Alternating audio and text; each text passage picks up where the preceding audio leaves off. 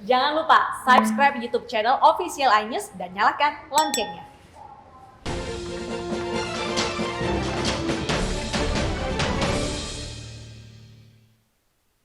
Pemirsa, satu hari jelang Ramadan, harga daging terus melonjak. Di Jakarta, harga daging mencapai Rp140.000 per kilogram dan termahal mencapai Rp200.000 per kilogram di Pasar Impres Kota Tapak Tuan, Provinsi Aceh.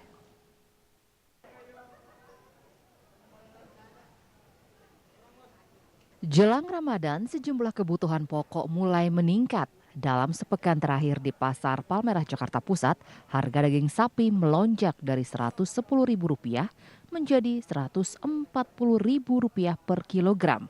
Sedangkan telur ayam dari Rp22.000 menjadi Rp26.000 per kilogram. Nah, sekarang memang sih kayak cabai udah turun, tapi turunnya dikit. Jadi kita yang menengah ke bawah ini terasa banget. Namun harga tertinggi diraih di Pasar Impres Kota Tapak Tuan, Aceh Selatan. Harga daging sapi melonjak Rp50.000 dari Rp150.000 menjadi Rp200.000 per kilogram. Pasaran ada yang 200, ada yang 19. Yang 200 daging kapan, Pak? Sapi lah. Oh, masih banyak nih ya. Banyak ya, agak sepi dari tahun ini. Sepi. Agak sepi. Menurut data Dinas Pertanian Kabupaten Aceh Selatan, jumlah sapi maupun kerbau yang dipotong berjumlah 100 ekor lebih dan telah dilakukan pemeriksaan kesehatan sebelum pemotongan. Kenaikan harga bahan pokok biasa terjadi jelang perayaan hari besar, termasuk jelang bulan Ramadan. Kenaikan ini diakui masyarakat sangat menyulitkan, terutama di tengah pandemi COVID-19. Tim Liputan iNews melaporkan. Pemirsa, investasi kini menjadi tren di kalangan generasi milenial, mulai dari investasi reksadana, saham, obligasi, hingga investasi tabungan emas. Ya, karena memiliki investasi ini dianggap menjadi sebuah kebutuhan, terutama untuk mempersiapkan kebutuhan finansial di masa depan.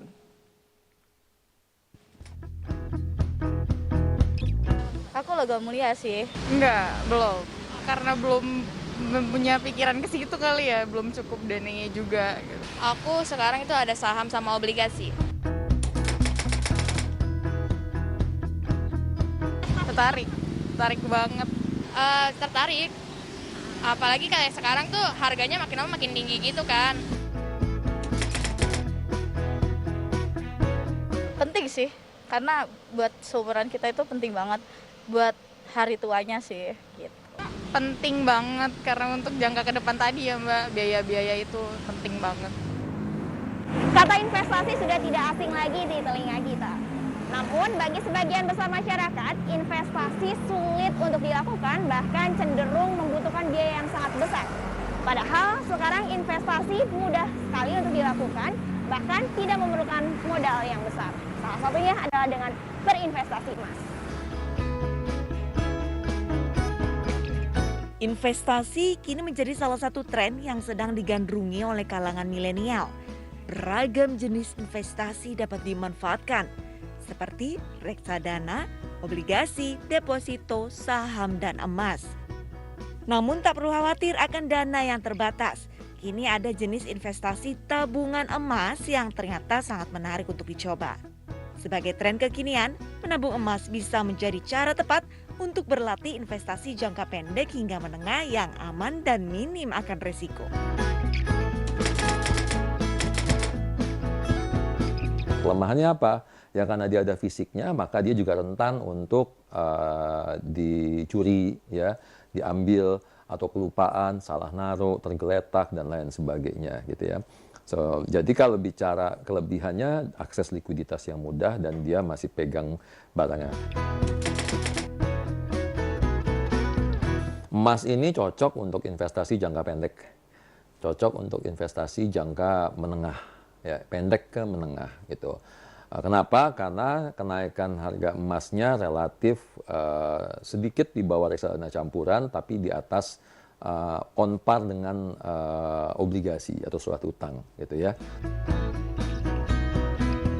Bila produk investasi lain pada umumnya harus memiliki modal yang besar, investasi menabung emas bisa dimulai dengan modal yang kecil. seperti tabungan investasi emas melalui aplikasi online. Saldo tabungan emas di aplikasi tersebut biasanya dapat dicetak menjadi emas batangan fisik atau bahkan dicairkan berupa uang. Selain lebih aman dan dinilai minim akan resiko jika dibandingkan dengan investasi lainnya, investasi emas dinilai dapat menjamin perekonomian yang lebih baik di masa mendatang. Dari Jakarta, Nila Matsuna dan Eka Rusmanda, iNews melaporkan. Ya, tadi ada informasi seputar investasi. Biasanya investasi ini penting juga dilakukan untuk pendidikan, Syafa. Ya, apalagi pendidikan itu kan berjenjang-jenjang dan juga membutuhkan biaya yang tidak sedikit begitu. Betul, berbicara mengenai investasi untuk pendidikan, ini banyak cara memberikan pendidikan dan pengetahuan pada anak-anak usia dini. Salah satunya ada dengan bernyanyi, bersama, dan mendongeng. Memperingati Hari Dongeng Sedunia yang jatuh pada tanggal 20 Maret 2021, MNC Peduli hadir memberikan hiburan kepada anak-anak di Kampung Cileteh Girang, Desa Wates Jaya, Kecamatan Cigombong, Kabupaten Bogor. Bekerjasama dengan PAUD Nurul Alia, MNC Peduli mengajak anak-anak bernyanyi bersama dengan penuh semangat. Anak-anak juga diberikan buku bacaan yang mendidik, sekaligus mendengarkan dongeng. Aktivitas mendongeng melibatkan banyak aspek, seperti membaca, mendengar, bertanya, berinteraksi, dan bercerita sehingga baik untuk tumbuh kembang anak.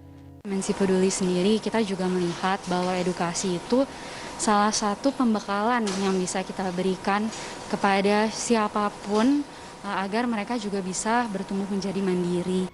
Digelar dengan protokol kesehatan ketat, MNC Peduli menggelar kegiatan ini untuk menarik minat baca anak dalam upaya meningkatkan pengetahuan dan wawasan anak sejak dini. Tim Liputan iNews melaporkan. Pemirsa, 2 lansia tewas dalam kebakaran 3 unit ruko di Kota Singkawang, Kalimantan Barat. Informasinya usai jeda, tetaplah di iNews Siang.